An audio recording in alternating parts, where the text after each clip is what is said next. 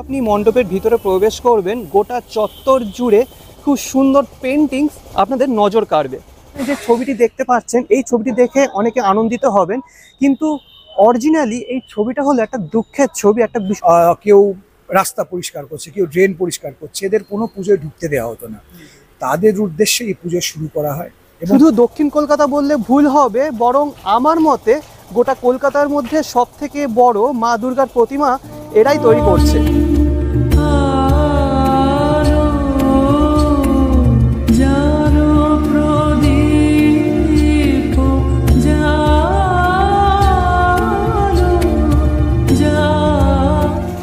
নমস্কার বন্ধুগণ, কেমন আছেন আপনারা? আশা করি ভালো আছেন।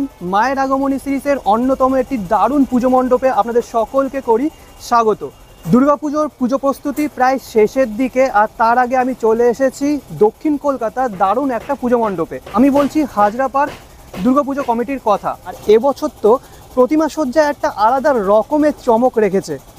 আমার মতে এবছর দক্ষিণ কলকাতার মধ্যে সব থেকে বড় মা দুর্গার প্রতিমা তৈরি করতে চলেছে এরাই। শুধু দক্ষিণ কলকাতা বললে ভুল হবে, বরং আমার মতে গোটা কলকাতার মধ্যে সব থেকে বড় মা দুর্গার প্রতিমা এরাই তৈরি করছে।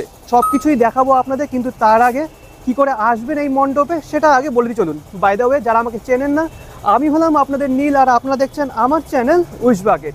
তো চলুন শুরু করা যাক ভিডিও। থেকে আপনি চলে আসুন Jatin Das park metro station. Jatin Das park metro স্টেশনে 1 নম্বর গেট দিয়ে বেরোলেই ডান দিকে পড়বে হাজরা পার্কের পুজোটা।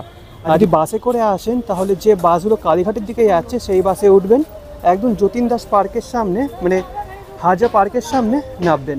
এখানেই কিন্তু তাদের পুজোটা হচ্ছে। ঠিক এই পাশেই হলো যতীন দাস মেট্রোর 1 নম্বর গেট। সামনেই রয়েছে মেন রোড, আর এই যে বড় একটা ব্যানার একটু আগে বাইরের থেকে দেখালাম। আর বর্তমানে দাঁড়িয়ে আছি মণ্ডপের ভিতরে, আর এই দিক দিয়ে কিন্তু এন্ট্রিটা হবে। আর দেখতে পাচ্ছেন যখনই আপনি মণ্ডপের ভিতরে প্রবেশ করবেন, গোটা চত্বর জুড়ে খুব সুন্দর পেন্টিংস আপনাদের নজর কাড়বে। এ পাশে যেটি দেখতে পাচ্ছেন এটি কিন্তু পুরোপুরি তৈরি করা হয়েছে, ঠিক আছে? এই যে এটা দেখে মনে হবে যে আসল কোনো বাড়ির উপরে এই পেন্টিংগুলো করা, কিন্তু না, এটা প্লাইয়ের ওপর পুরো পেন্টিংটা করা হয়েছে। তো আসল কথাই তো বলা হয়নি, হাজরা পার্ক এবছর 83তম বর্ষে পদার্পণ করলো। আর এবছর তাদের উপস্থাপনা দৃষ্টিকোণ শিল্পী বিমান সাহা মহাশয়।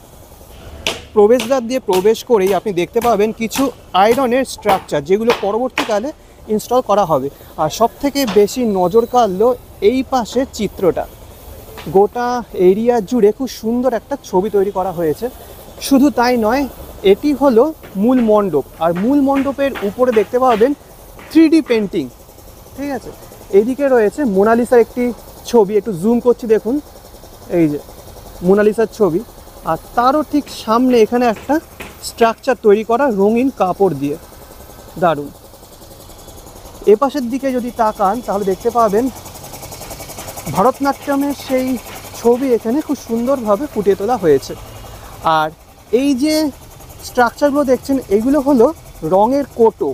সেই রঙের কোটো এই দেওয়ালটার ওপর, মানে প্লাইয়ের ওপর সেট করে সেগুলোকে রং করা হয়েছে। আর কি সুন্দর কাজ একবার দেখুন। সম্পূর্ণ বিষয়টা রঙের কোটো দিয়েই কিন্তু তৈরি করা, দারুণ। তার উপরেও কিন্তু একটা ছবি আছে, একটু দূর থেকে দেখাই আপনাদের, নাহলে বুঝতে পারবেন না। একটা পুতুলের ছবি রয়েছে, সেটাও কিন্তু রঙের যে কোটোগুলো হয় ছোটো ছোটো, সেইগুলো দিয়ে তৈরি করা। মণ্ডপের একদম সামনে একটা স্ট্রাকচার রয়েছে, বা বলতে পারেন দেওয়াল রয়েছে, এটাও কিন্তু প্লাই দিয়ে তৈরি। আর তার উপরে রঙিন যে খড়খড়ির দরজাগুলো হয় সেগুলোও তৈরি করা। এটি হলো মণ্ডপে প্রবেশ করার মূল প্রবেশদ্বার। আর প্রবেশ পথের শুরুতেই দেখতে পাচ্ছেন রয়েছে বিশাল বড় একটা কাঠবিড়ালি। এই দেখুন, এটি কিন্তু ফাইবার দ্বারা নির্মিত। গোটা মণ্ডপটা কিন্তু রঙের উপরেই গড়ে উঠেছে। আমরা প্রত্যেকটা জিনিসের দৃষ্টিকোণ আলাদা হয়। যেমন আমার পিছনে যে ছবিটি দেখতে পাচ্ছেন, এই ছবিটি দেখে অনেকে আনন্দিত হবেন, কিন্তু অরিজিনালি এই ছবিটা হলো একটা দুঃখের ছবি, একটা বিষণ্ণতার ছবি। তো যেমনটা বলেছিলাম যে প্রত্যেকের কোনো বিষয় দেখার দিক থেকে দৃষ্টিকোণটা পৃথক হয়। তো চলুন এবার মণ্ডপের ভিতরে প্রবেশ করা যাক।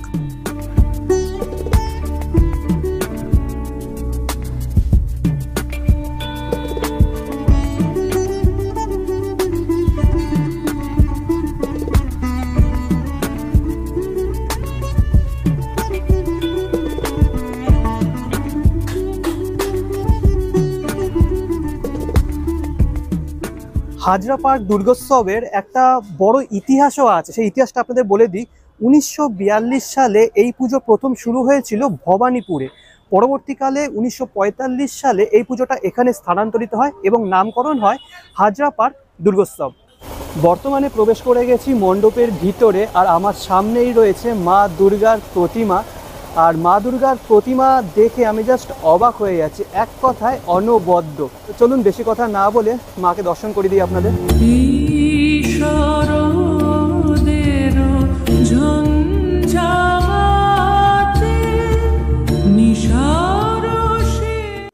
সায়নদেব চ্যাটার্জি, আমি এই পুজোর সাধারণ সম্পাদক।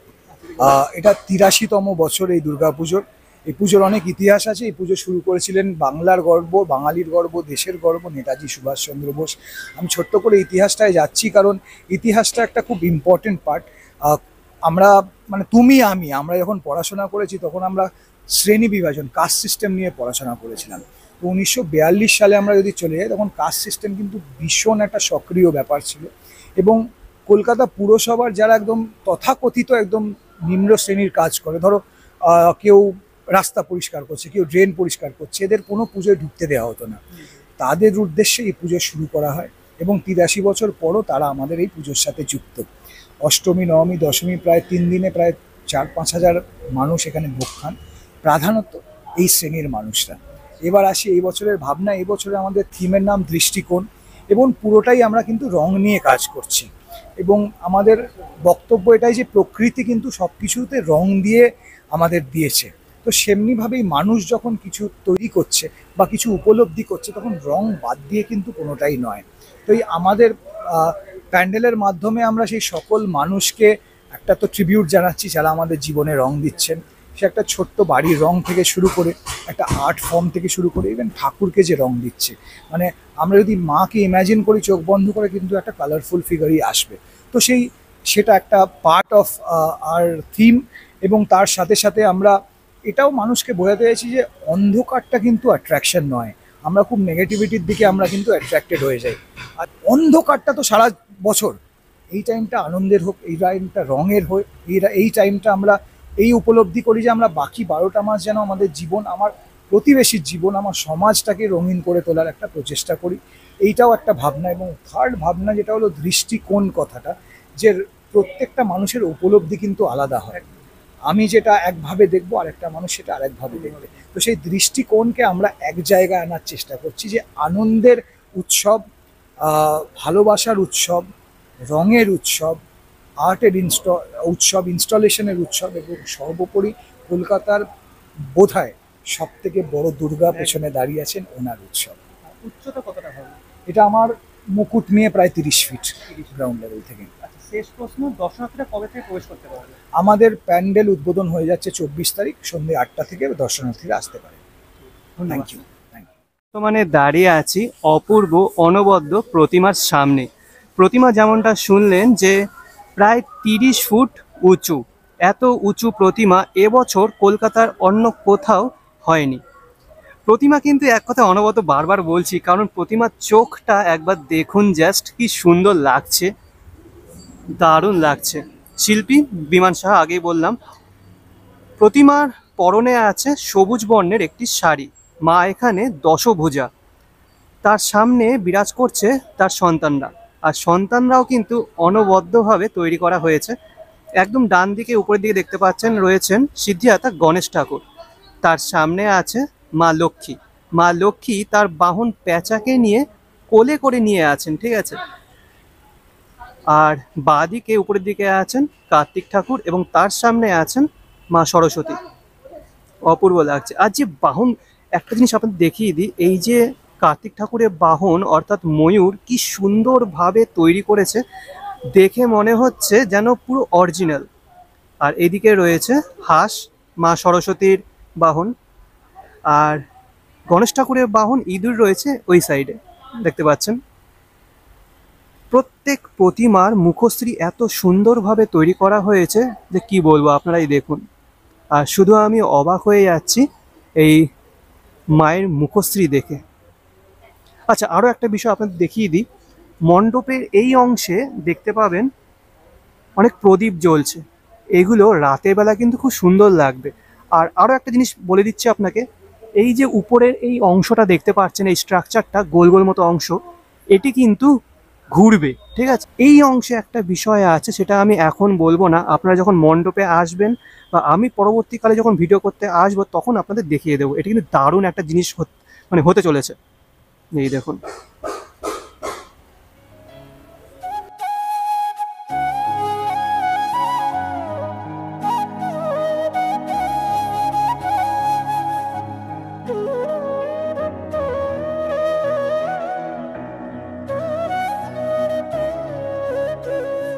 প্রতিমার যে জায়গাটায় আছে সেই জায়গাটাও কিন্তু বিশাল বড়।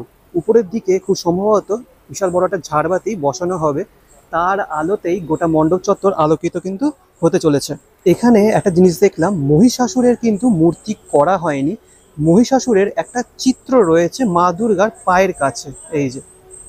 আর মা দুর্গার সিংহ কিন্তু এখনো তৈরি করা হয়নি, সিংহ এখানে চিত্র আকারে রয়েছে ঘটক রূপে, এই যে দেখুন। আচ্ছা, তো এই ছিল কলকাতার সবথেকে বড় মা দুর্গার মাতৃ প্রতিমা। কেমন লাগলো ভিডিওটি অবশ্যই কমেন্ট বক্সে কমেন্ট করে জানাবেন। কোনো প্রশ্ন থাকলে অবশ্যই কমেন্ট বক্সে জিজ্ঞাসা করতে পারেন, তার উত্তর আমি অবশ্যই দেবো। আসছি পরবর্তী কোনো এক পূজা মণ্ডপ নিয়ে। আনটিল দেন ভালো থাকবেন, সুস্থ থাকবেন। আজকের জন্য বিদায়।